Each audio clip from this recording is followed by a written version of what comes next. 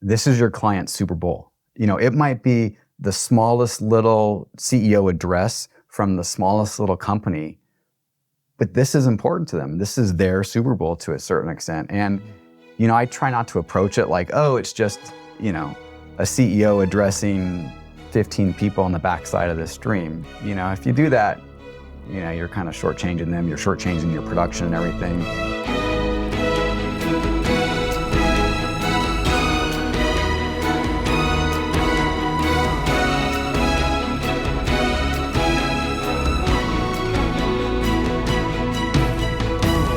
Hi, my name's Jim Ellis, and you're watching Industry Insights, where we bring in industry experts to share their knowledge and experience to the next generation of filmmakers. We're here at the Film Hub, a co-working space and soundstage, and we're in the beautiful, film-friendly city of Vista, California. Today, our guest is Royce Hildreth, who is a producer and director, but he's actually much more than that. You'll find out more. He's worked with certain clients such as Oprah Winfrey, Celine Dion. He's worked with Coldplay.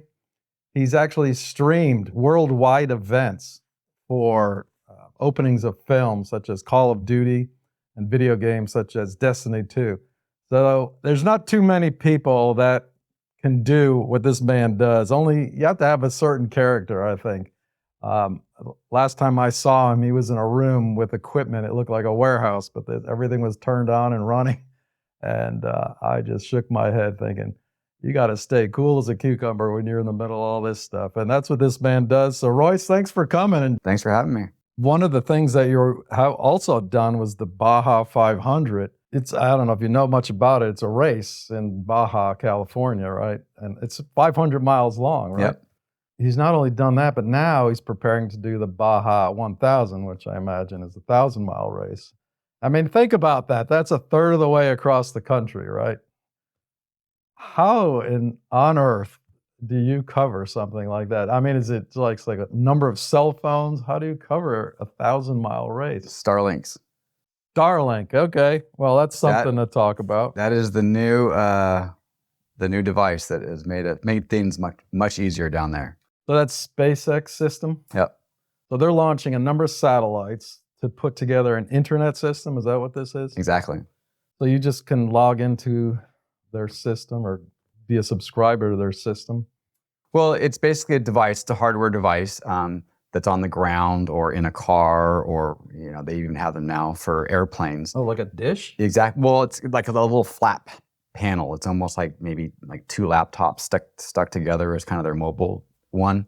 They have a couple different versions of it, but it just provides you internet, whether it's Wi-Fi or plug into a hardwire or whatever, and it just pings off satellites, the Starlinks that are up there, and then now that's on the grid, and so we pull it up just like you would internet out of your home. So you're using the internet to get all the signal to one place, all these feeds, and then from there you stream it out again.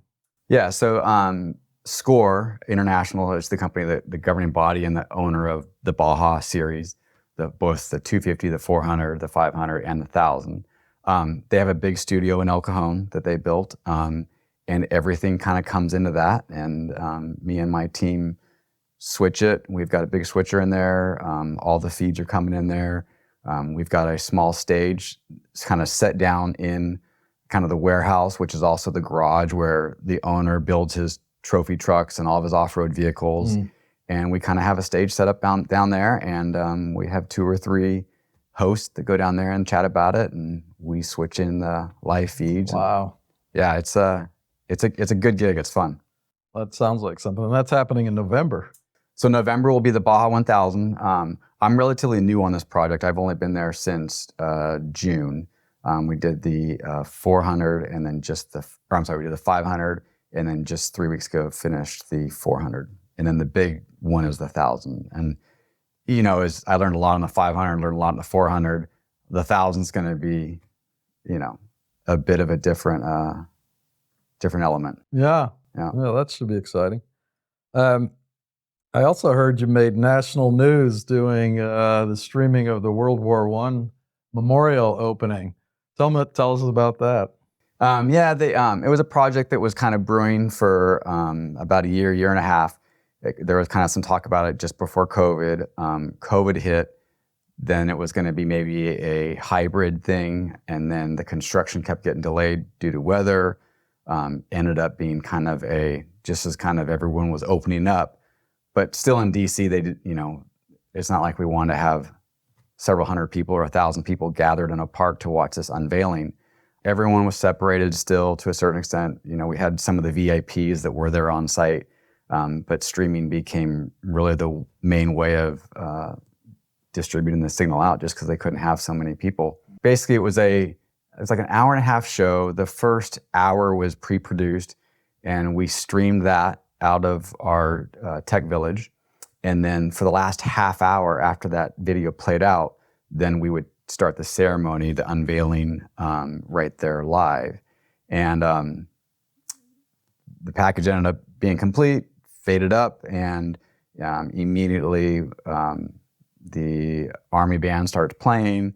Then we have a bugler does taps, and then once the band finishes, the two F-22 Raptors flew over. And that was an experience in itself. Obviously, I've, directing lots of live shows, you're always, to the second, to the minute of trying to keep things in sync and keep things flowing. And okay, I got to hit this cue at this time, this cue at this time. But, there's always a little bit of slip in there that you can kind of go, well, when you got two F-22 Raptors that are, heading your way and going to be there in, 2 minutes, 1 minute, 30 seconds, you're trying to like speed up the band. You can't really do that. Yeah. You're trying to speed up the flag going up. You can't really do that. So I was super nervous going into this thing, and I went to dinner with the pilot, the co-pilot, and then the spotter the night before, all of us. And I was like, so what's our backup plan if this thing doesn't totally time out? I mean, do I drop?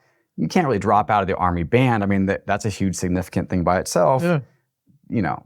It's just, there was all these things you can't really do. And I'm like, well, what am I supposed to do? And they're like, you tell us what time you want us to be there. We'll be there. And I was like, are you sure? And he said, yeah. And I'm like, okay. And so you have to communicate to them while they're flying. well, so I have a guy in the trailer. So I'm calling the show, and I've got a guy in the trailer, and he's kind of giving me cues.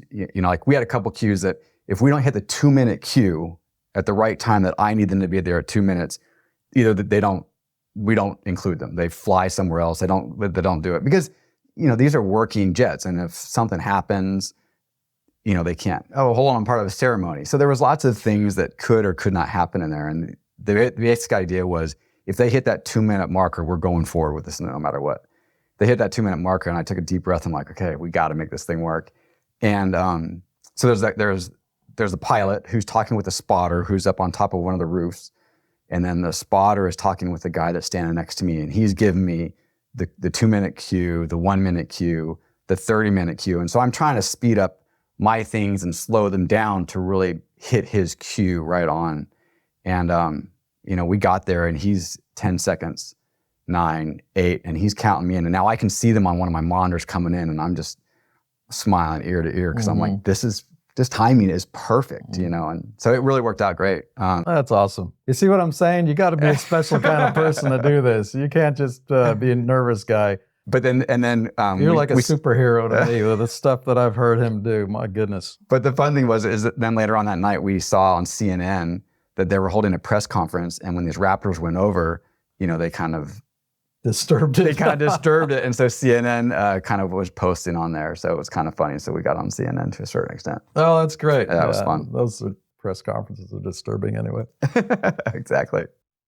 Well, good. Here's an industry, streaming industry, that perhaps didn't exist when you were a child. How did you decide this is what I want to do? I kind of got a little bit into it by accident. I went to college, wasn't doing great in college. My roommate was in video production. I guess I'll back up. I was in motocross. My dad would always record me motorcycle racing. I'd go home and make highlight tapes of myself. I had no idea that this was going to be a career of mine. Fast forward 10 years, I'm in college. My roommate's in video production, and he's like, hey, I have to go out and film some people. Do you mind holding the camera and being kind of my camera guy? And I was like, sure. And I loved it. Well, after that day, I was like, this is what you're going to do for a job? And he's like, yeah. I'm like, I went in the next day to my career counselor, and I said, I'm changing to video production and communications. What were you? I was, I changed like 4 times, but I think I was construction management. Okay.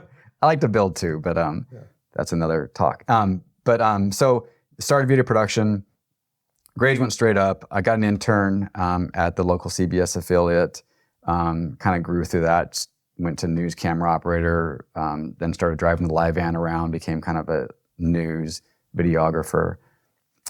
Came down here to San Diego, still doing production, working for TV stations. Was kind of getting tired of some of the new stuff, and started my own production business. And I had a client of mine that's like, "Hey, we want to learn about podcasting," and I didn't know a ton about podcasting, and this is pretty early on. I mean, podcasting wasn't even in iTunes and none of that stuff. But he had a client that wanted to do it, and so I'm like, "Okay, I'll figure that out." And so I was like, "I already got the cameras, got all the gear. You know, it's just a different distribution mechanism." So figured that out and did a couple of those. And my wife was pregnant at the time, and the podcast was for pregnancy devices. And it was just weird how this whole thing kind of morphed. So I needed to recruit 4 or 5 pregnant women to kind of be part of this podcast for the company that was making these pregnancy tests. Well, we did 2 or 3 of them. The client really didn't like it. And I'm like, "Hey, I kind of like this. You know, we weren't super busy at the time. This is pretty early on in my video production career. And we did that for a year or 2, and we would always bring in some of our guests on Apple, like iSight cameras. I think it was called iChat or whatever it was. Mm-hmm. And that was kind of the way that our podcasting group would communicate with these doctors. You know, we'd have these world-renowned doctors from around the world. You know, Brigham Young was one of our main doctors. And he basically was in a board meeting one time, and they're like, "Hey, we want to do some live streaming." And he's like, "I've got this pregnancy website called Pregtastic, and they do live streaming. They stream me into the studio. I bet he could help us out." And that was kind of it. I mean, so he says he had someone call me, and they're like, "Yeah, we're going to have a presentation in San Diego, and we want to live stream it. Can you do it?" And I just said, "Yeah." And you know, I mean, I had done it kind of, you know, somewhat, but I had never really done it for a corporation or a company. And that kind of started from, that was my first one. And then he connected me with a company called World Congress, and they would do these conferences almost like every other week, kind of around the country. And they wanted to start streaming those things. So I got on with them, and we would stream 2 to 3 times a month at different areas of the United States. They'd fly me to DC, fly me to Texas for their small conferences, and we would stream it. And, you know, this is when you're walking around with a big, like, Mac tower, you know, computers, and you're connecting Firewire 400 cameras to the motherboard. And so like, it wasn't problematic. It was problematic, but it was just, you know, now you can do it with a little laptop and a little teeny camera, your phone. I mean, it's so much easier. Yeah, because I mean, I see some of these projects you've worked on, like Oprah Winfrey show. Now you've got 5 different streams. You're going to so many different countries with a number of different languages. I mean, it's a little more complex than your first job, obviously. I mean, that's a lot of high-tech equipment. Yeah, I guess you just acquire the knowledge along the way, right? Or you hire the right people to do that. Yeah, a little bit of both. I mean, I spend, you know, when clients kind of say, "Hey, or when I talk to the client and they're like, you know, we want to do this, we want to do this," like the Oprah thing that you're talking about. When I did that was, I mean, now that's easy with Zoom and Teams and all that stuff, bringing in, you know, 4 or 5 people, hundreds of people if you want. But, you know, Zoom and Teams and all that stuff weren't around back in the day. And so we used Skype, TX. So we're all back in the day familiar with kind of what Skype was. Mm-hmm. Well, TX was kind of their broadcast solution. It was had a hardware panel, you know, connect with the broadcast equipment and stuff like that. It had a talk back. And so we brought 4 Skype TXs, boxes, hardware pieces, into our control room in order to bring in these 5 remote for Oprah. Because, you know, she wanted to have kind of a round table, if you will, from different areas of California and stuff like that. And so it was, you know, I spent many hours trying to figure this thing out. I knew what Skype TX was. I had never totally worked with it. Had some background of Skype, obviously. But, you know, we do a lot of testing. You know, when we get a job like that, we'll start, you know, a month or 2 out, looking at equipment and the best solution to kind of help us, you know, get out whatever we need to do. So Sounds like you've been on the cutting edge of this all along. As the software and the hardware continues to develop, you can continue to do more for your clients, right? I mean, you're kind of, am I wrong to say you're one of the first ones in this area to really develop this? I think so. I mean, I'm sure there's others that are kind of doing some of this with me. I mean, I wouldn't say that I'm like the first one doing this, but there's probably a handful or two of people that are doing this along with me. I think the Skype TX was a big thing. I know that prior to me doing it, I had read about a couple one of the guys that I had brought on to kind of manage the TX, he had done 2 or 3 other events about the same size. And he was really kind of the forefather, if you will, of Skype TX. He was like one of them that would bring a Skype TX into ESPN back in the day. But, they were only doing 1 or 2 of these boxes. And so, I think that there's a small group of people that were kind of doing some of this elementary early stuff on before it became so mainstream. So now you've got a big job, say Baja 500. What are some of the challenges that you run into on a bigger job like that? Well, my biggest job is probably the Call of Duty Black Ops 4. That was by far my biggest audience. Right around 850,000 people were watching. It was a 45-minute stream, and that's it. But we broadcasted in like 8 or 10 different languages. We had like 33 different streaming points or different destinations. And so you have the that would be to different platforms? Exactly. So you've got like Twitch, YouTube, Facebook, PlayStation. So we stream into the PlayStation box. Microsoft, what's their box? Microsoft, I'm forgetting their gaming console. But and then now you have to have different languages of all those different streams. You want to have English for Facebook. You want to have Spanish for Facebook. So you have all these different languages. And so now you've got your platforms, but now you're going to have 3 or 4 different languages. That's subtitles? Exactly. That's where things got complicated. So we actually have foreign translators in the back with us, and we've got them in small little booths. And in that booth is my own little audio mixer with an audio tech, and he is literally, because we want to have the foreign translator's voice underneath, the English or the main thing. And so he's kind of, writing that fader to kind of bring up and down the audio so the interpreter can kind of interpret over. And then, at certain times, some of the assets that Activision had were not all the languages. And so we'd have to bring those streams all back to the English stream. And then certain videos, okay, now we have got all different versions of the next video that's going to play out. We've got English and French. So then we have to split off those things again. And all this is happening live, in 45 minutes. And it became... You see why there's only a few people doing this stuff? Yeah, you got to be a little crazy, or you got to be cool as a cucumber, that's for sure. It was a little challenging. We worked on that for a couple months, just perfecting that hardware and that software and how we were going to do that. And like everything else, this is in 2016, 2017. If I were to have to do that today, it would be definitely easier. But it was a lot of fun. I mean, that's one of the things that I love about is when a client kind of throws me a bit of a curveball and says, hey, we want to do this. We want to do it in 3 different languages. We were going to go, to the European YouTube or whatever that was called. And, and so I'm just, on the internet trying to figure that out, right. who this company is that I'm streaming to and stuff like that. And, I'll be up till 4 a.m. figuring that stuff out. And I love it. That's awesome. Yeah. So your wife's got to be pretty easy to get along with too, right? Oh man, she's awesome. She she knows it's tough and stuff like that, but I try to leave that stuff at the office sometimes, those pains and stuff like that. But yeah, she's awesome. So how have you seen, I guess you've answered this a little bit, how live stream has changed through the years, different technologies. You've got, what was that, SpaceX system? The Starlink. Yeah, and different things. Yeah, I think that different technology is advancing in everything, and to be able to apply it to whatever job you're doing.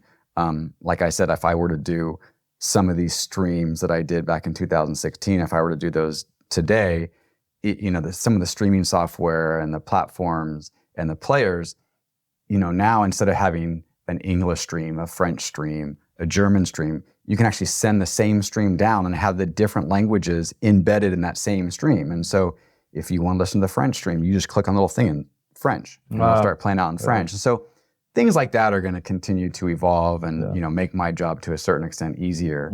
Starlink, for the Baja stuff that we're doing has significantly helped that in the last couple of years.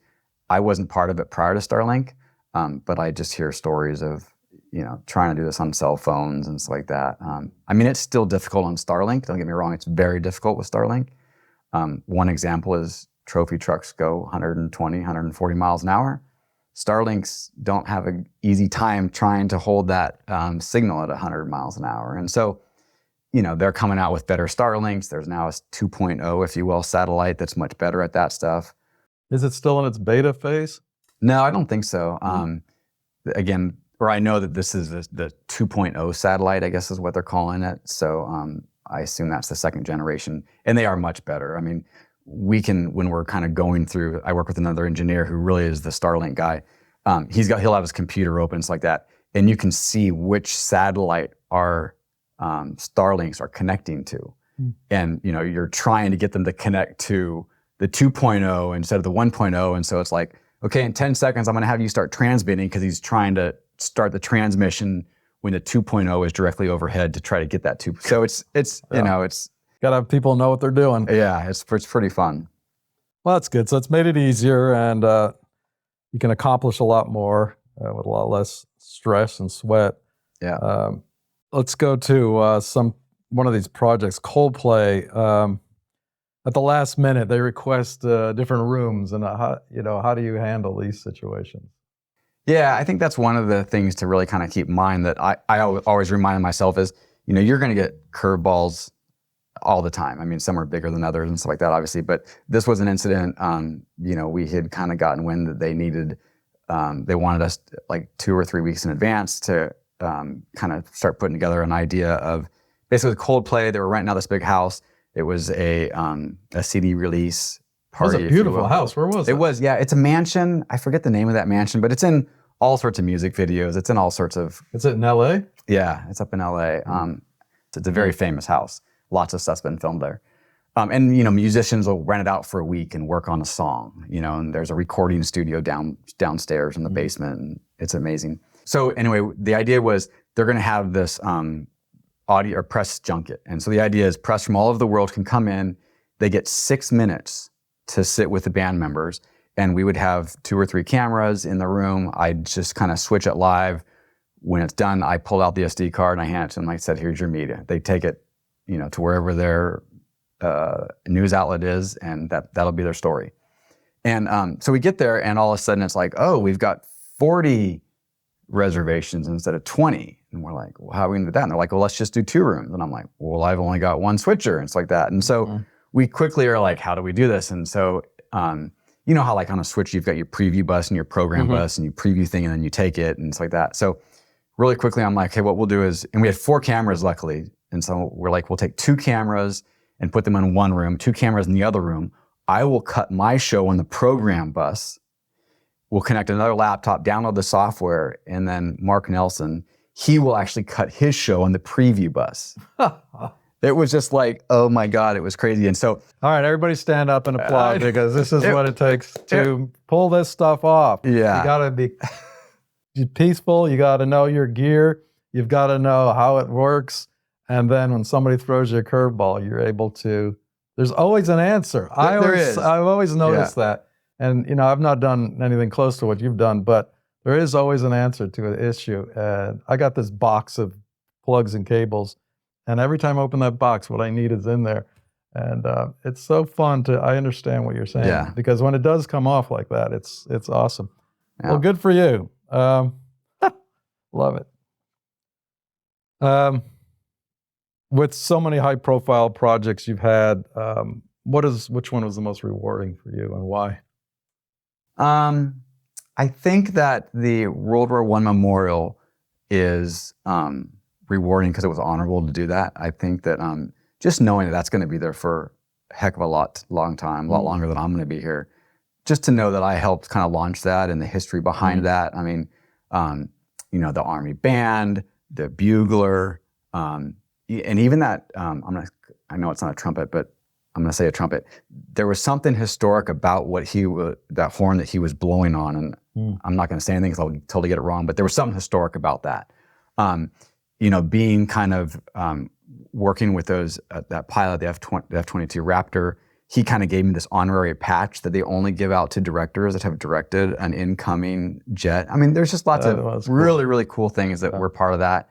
So that was awesome. Probably the most exhilarating, just because it was so massive. And when it was done, you work on this thing for 6 months, and then it's 45 minutes of live, and you get done with that thing, and you're just like, that was just awesome. And it went very well. I mean, of course, we have small little hiccups, but the Call of Duty Black Ops 4 and the Destiny thing were just really exhilarating, really fun to be part of. So after your 45 minutes or however long the program is, what is the first thing you do to de-stress? Yeah, I mean, I thank my crew because, I can't do it without those guys. They make me look good, and they work their ass off for me.